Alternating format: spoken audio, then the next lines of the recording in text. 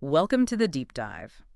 Today we're diving into something that, well, it touches all our lives, doesn't it? How our family traditions are navigating this increasingly digital world. Hmm. It's pretty clear that constant connectivity has really changed the game for how families connect, how they spend time together. It certainly has. And, we have a really interesting mix of perspectives today to help us sort of make sense of it all. We'll be looking at ideas around creating a cozy and supportive home environment, Right. insights from workplace mental health research, which is fascinating. The value of maybe stepping back from our devices sometimes, digital detoxing, Yeah, that's a big one. the importance of tailoring self-care to our own needs, not just generic stuff, Mm. the power of journaling, maybe for personal growth, Yeah. understanding our emotions better with emotional intelligence, Okay. building lasting positive habits, the strength we can find in communities, even some unexpected lessons from why businesses sometimes fail. Huh. Interesting. And finishing with the really moving wisdom from the book, The Last Lecture. Mm-hmm. So it's quite a diverse set of sources. It really is. And our goal today, I think, is to really dig into how families, maybe like yours listening, can thoughtfully bring technology into their lives, but in ways that actually make traditions stronger, maybe help build new ones, and, navigate some of the pitfalls that definitely come with living in such a digital age. Exactly. We're aiming for, hopefully, some practical ideas that you can actually use to find a better balance. Okay, so let's get into it. Right. Let's maybe start with just acknowledging the big shifts technology has brought to family connection. I mean, it's completely changed how we communicate, right? Yep. And the ways we can actually be together. Absolutely. And it's complex, isn't it? On one hand, you think about families who live far apart. Video calls mean grandparents can actually see their grandkids grow up in real time, almost. Online photo albums let us share moments instantly. Technology definitely shrinks those distances. But then you look at some of the research, like the stuff on workplace mental health, and it points to a potential downside. Yeah. Increased feelings of isolation, maybe loneliness, especially with more remote work, and that feeling like we always have to be on. And that's the fascinating thing, that double-edged sword. While technology gives us these incredible ways to connect across miles, Right. the potential lack of those everyday face-to-face interactions, like that workplace research, suggests, well, it can lead to a sense of disconnection that maybe goes beyond just our jobs. Yeah, into our personal lives. Exactly. It can affect our personal sense of belonging and, unfortunately, maybe contribute to things like feeling anxious or a bit down. So how do we push back against that a bit? One of our sources talks about this idea of creating what they call a cozy home sanctuary. Yeah. Now, this isn't just about having nice cushions, though, that can help. It's more about intentionally designing our homes to be places where we can genuinely relax, recharge, and importantly, connect with each other.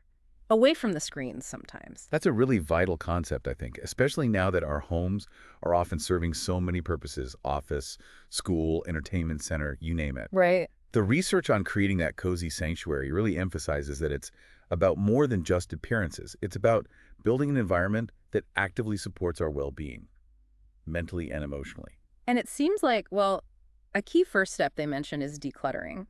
Now, that might sound obvious, right?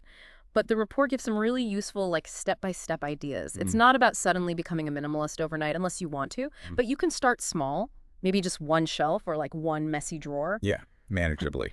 And it's about really thinking about what you have, what do you truly need? What brings you joy, as they say, and what's just, taking up space and mental energy. Well, and what's interesting to think about is how the clutter in our physical spaces can almost mirror the digital overload we deal with every day. Oh, that's a good point. We have physical stuff, but also this constant stream of emails, notifications, digital files everywhere. Clearing out the physical clutter can actually create a sense of calm that maybe makes it easier to manage that digital noise too. Ah, okay. The report mentions some helpful methods like the one in, one out rule. Simple idea. When you bring something new in, something old has to go. Keeps things in check. Or even the 12-12-12 challenge. Find 12 items to toss, 12 to donate, and 12 to put away properly. It's like a manageable way to see some quick progress, which feels good. I like that. I also like the idea they mentioned of trying to see your home with fresh eyes, Like you're visiting for the first time, suddenly those little piles of, well, life might stand out a bit more. Yeah, you get used to them, don't you? Exactly. The report also gets into our senses. It talks about how calming scents, like, say, lavender in a bedroom, or maybe vanilla in the living area, can really add to that feeling of tranquility. Hmm. And how using cooler colors like blues and greens, which our brains often associate with calmness, apparently can create a more serene atmosphere. These sensory details are so important, I think, Yeah. in a world that's often just dominated by the visual stimulation of our screens. Right. Intentionally engaging our other senses can be incredibly grounding. Those calming scents, the cool colors, they can create this peaceful backdrop that helps us disconnect from the more stimulating digital world when we need to. And then there's the idea of bringing nature indoors. They call it biophilic design. Biophilic, yeah. That basically just means trying to connect with the natural world inside our homes, maximizing natural light, having plants around, maybe even adding like water features or natural shapes in furniture. It's all about fostering that connection with nature, which seems really vital for well-being. But here's where it gets really interesting for me, thinking about our topic today. How do our digital devices fit in here? Do they help or do they kind of get in the way of this connection with nature? That's a crucial question, isn't it? Mm, On one hand, maybe you watch amazing nature documentaries on your tablet, or you have beautiful nature scenes as your screen backgrounds. So technology can connect us to nature in a way. true. But on the other hand, spending hours scrolling through, say, social media might mean we're missing the chance to actually go outside and experience nature firsthand. Smell the rain, feel the sun. Right, the real thing. It's really about finding a healthy balance between the two, I suppose. Using tech to appreciate nature, but not letting it replace being in nature. Yeah, finding that balance. The report also really emphasizes that organization is kind of like the foundation for feeling calm at home. And that makes perfect sense, right? When things are tidy and you know where stuff is, it feels like there's less mental clutter too. Definitely less stressful. Now, digital tools can absolutely help with organization. Think shared family calendars, to-do list apps, that sort of thing. But they can also add to the digital clutter, can't they? Endless files, apps we downloaded once and never use. Oh, absolutely. Digital hoarding is a real thing. Yeah. And this leads nicely into the idea of creating cozy nooks within our homes. Ah, I like this bit. Yeah, the report suggests setting up these intentionally tech-free zones, little corners of peace, maybe a comfy chair by a window where families can connect without the distraction of devices, or where, individuals can just have some quiet time for themselves to read or think or just be. I absolutely love that idea. A specific spot where maybe the Wi-Fi signal is deliberately a bit weak or where the family rule is simply no screens allowed here. That Mm. sounds like a really powerful way to create dedicated time for family or just for those precious moments of personal calm. Okay, so we've started to create this cozy sanctuary. Now, how do we protect it from the constant pull of the digital world? Good question. That brings us to the idea of mindful technology use and maybe even taking a digital detox sometimes. Right. And the research on digital detox, it highlights some of the really significant negative effects that too much screen time can potentially have. We're talking about impacts on our attention spans, Yeah. our ability to plan and organize things, what psychologists call executive functioning, our short-term memory, and even crucially, how well we sleep. And it's fascinating how our brain's reward system gets involved, isn't it? Using that chemical dopamine. The dopamine loop. These screen-based activities, games, social media, they can be so engaging, almost addictive for some people. And over time, this can actually make it harder to focus on things that are, less immediately stimulating, but maybe more important. Like reading a book or having a long conversation. Exactly. The term digital distraction really hits the nail on the head. That constant urge to just check notifications, the ease of jumping between apps, it just fragments our attention, doesn't it? It really does. But, what's really important to aim for isn't necessarily a complete, like, cold turkey detox from technology forever. That can feel impossible for many of us, right? Yeah, unrealistic for most. It's more about developing a healthier, more sustainable relationship with it. Hmm. The research really emphasizes the value of setting clear boundaries and putting some time limits on how much we use our devices. Like deciding on specific times when you'll check emails or social media, maybe, rather than just constantly reacting all day long. Exactly, being Yeah. proactive, not reactive. And maybe even more importantly, creating those tech-free zones and times we talked about. The dinner table seems like a big one for families. Huge. And our bedrooms, especially before we go to sleep. Getting screens out of there seems key. And then there's this idea of practicing mindful technology use, being really intentional about when and how we're engaging instead of just mindlessly scrolling. Precisely. Something as simple as turning off those non-essential notifications, do you really need to know every time someone likes a photo instantly? That can make a huge difference. Cuts down the noise. And actively seeking out and participating in hobbies and family activities that don't involve screens is crucial for finding that balance. It's about consciously choosing how we spend our time and where we direct our, limited attention. Okay, so that makes sense. Now, moving beyond just general advice, one of our sources really highlights the importance of personalized self-care. Ah, And it wow. makes so much sense, doesn't it? What helps one person relax and recharge might actually stress someone else out completely. Absolutely. The research points out that when self-care advice is too generic, like take a bubble bath, it often doesn't really address our individual needs or preferences. Right, maybe you hate baths. Exactly. And it can end up making us feel even more overwhelmed, like we're feeling it's self-care too. Personalized self-care is really all about figuring out what truly nourishes you as an individual. And families can actually think about tailoring self-care to different times of the day, perhaps. Yeah, that's a great idea. Maybe a gentle, mindful routine first thing in the morning before the day gets too crazy. Taking short breaks throughout the day, even just for a few deep breaths or a quick stretch between tasks. Low breaks, yeah. And then having a deliberate wind-down routine in the evening. Something to help everyone shift gears and get ready for good sleep, which, as we've already mentioned, is so easily disrupted by screens late at night. And the research on personalized self-care even gives some examples based on personality type, which I thought was interesting. Yeah, like someone who's more introverted might find quiet reading in the evening really restorative, whereas someone more extroverted might feel energized by, say, calling a friend or having a family chat. Ah, catering to different energy needs. Exactly. Hmm. Thinking about those kinds of individual preferences within a family can be incredibly helpful. And even those short little breaks for mindfulness, just a minute or two, can be surprisingly effective at managing daily stress when things get hectic. Another really interesting tool for both connecting with ourselves and maybe even with our families is journaling. Mhm. It might sound really simple, just writing down your thoughts, but our research highlights its potential for helping us understand ourselves better, process things, and grow as individuals. And what's so great about journaling is how versatile it is. It's not just, writing Dear Diary about your day. Right. The research actually offers specific prompts that families could even use, either on their own, individually, or maybe even discussing their responses together if they felt comfortable doing that. Like what kind of prompts? Well, for problem solving, there are questions like, okay, what's the actual problem here? Yeah. And what are some possible solutions I could try? For understanding emotions, prompts like, what specific emotion am I feeling right now?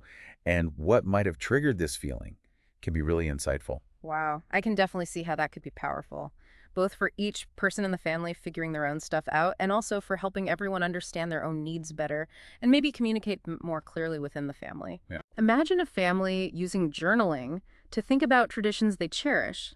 Like, what do those traditions really mean to them? How do they make them feel?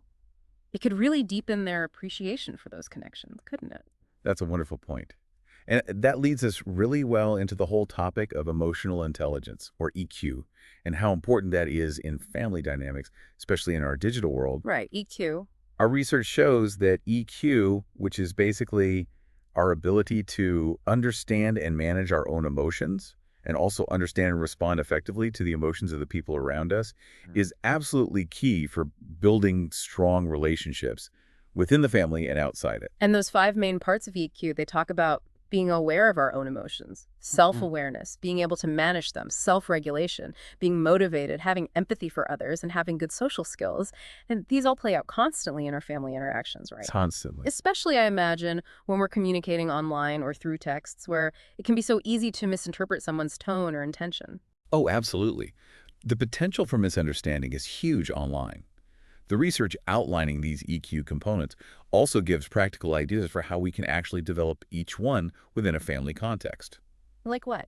Well, for example, really focusing on listening actively, truly listening, not just waiting to talk when family members are talking about their experiences, maybe their struggles with technology use. They can build empathy, Hmm. Learning to pause, take a breath, maybe count to 10 before reacting to a potentially triggering text message or email. That helps us with self-regulation. Good advice for life in general. Isn't it just? These kinds of skills are arguably more important than ever for keeping our family connections healthy when so much of our communication can happen through screens where those nonverbal cues are missing. Okay, so we're working on creating a calm home sanctuary. We're trying to be more thoughtful about our technology use. We're practicing self-care that actually fits our needs, maybe even exploring journaling. How do we make these good habits, these good intentions actually stick? Yeah, the million-dollar question. That brings us to the idea of setting sustainable goals for ourselves and maybe for our family around our traditions and well-being. Right. And the research on building sustainable habits, it really emphasizes the importance of consciously setting goals. Mm. Even for something like maintaining a weekly family game night or keeping up a yearly holiday tradition in our busy tech-filled lives, it needs intention. You have to make it a priority. Exactly. And a really key part of this, according to the research, is keeping track of how we're actually doing with those goals. Ah, the accountability factor. It's true what they say, isn't it? What gets measured tends to get managed, or at least paid attention to. Precisely. Even something as simple as putting a recurring reminder on a shared family calendar for that weekly tradition can help. And the research also talks about how our brains respond to rewards using that dopamine we mentioned earlier. Right, the feel-good chemical. It highlights how celebrating even small steps forward as a family, hey, we managed game night 3 weeks in a row, can really help everyone stay motivated. So acknowledge the wins. Absolutely. Celebrating those little wins triggers that dopamine release, which reinforces those positive behaviors and makes us more likely to keep working towards our bigger family goals. Visualizing what success looks like. What does that cherished tradition feel like when we do it? And using shared digital tools, even simple shared notes apps or calendars, can be really helpful for managing and nurturing those family traditions and goals together. That makes sense. Now, it's not just about what we do as individuals or even within our own immediate families, is it? Our research also touches on the power of finding support in communities for our overall well-being. How can connecting with other people actually strengthen our family life? Yeah, that's a really important piece. The research on community really emphasizes the powerful benefits of feeling like we belong, like we're connected to others who kind of get it. Finding your tribe. Exactly. Whether it's through online forums, maybe parent groups focused on mindful tech use, or local community groups where people share similar values about family life and maybe the challenges of the digital age, these communities can provide incredibly valuable support. Like what kind of support? Well, things like helping us feel less alone in our struggles, offering practical ideas or coping strategies that worked for them, and giving us different perspectives on things, maybe challenging our own assumptions a bit. So it sounds like finding our tribe, even if it's an online one, can really help our families be more resilient and navigate these challenges better. I really think so. And, as we're navigating this whole digital world with our families, it can sometimes be really helpful to look at what can go wrong, too, Hmm. to learn from mistakes, maybe even other people's. Our source on lessons from business failures actually offers some surprising parallels here. Really? Business failures. How does that connect to family traditions and tech? Well, stick with me here. The research highlights the critical importance in business of understanding the market need. Okay. In a family context, you could translate that to making sure that the technology we bring into our lives actually serves our family's real needs and values, rather than becoming, say, a source of conflict or pulling us apart. Ah, I see. So just because there's a new shiny gadget out there, it doesn't automatically mean our family needs it or that it will help us connect better.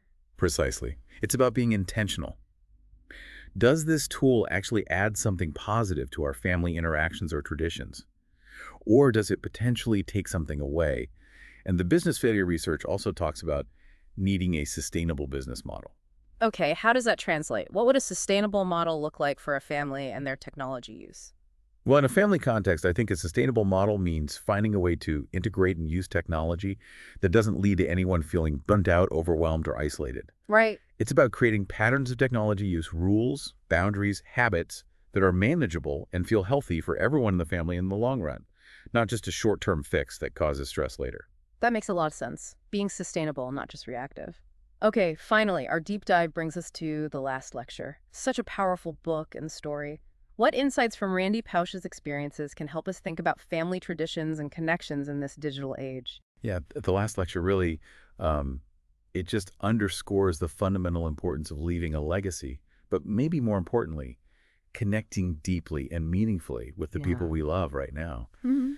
Pausch's intense desire to leave something meaningful behind for his young children really speaks to that fundamental human need for connection that lasts, hopefully, through generations. And in our digital age, we have these amazing tools that can help us preserve family memories and stories, don't we? Right. Shared photo albums online, recording grandparents telling family histories. Absolutely. Digital tools can be powerful for legacy building. Creating a shared online space for family stories or a collaborative digital photo album can be a really active way to preserve those memories for the future, helping those connections endure across time and distance. But the last lecture also reminds us so powerfully, I think, of the immense value of those present moments, those real face-to-face connections that go way beyond our screens. Pausch's story is just such a potent reminder to really prioritize that genuine in-the-moment interaction. Definitely. It puts the digital tools in perspective, Yeah. right? They can be useful for preserving the past or connecting across distance, but Mhm. they shouldn't replace the richness of being truly present with each other.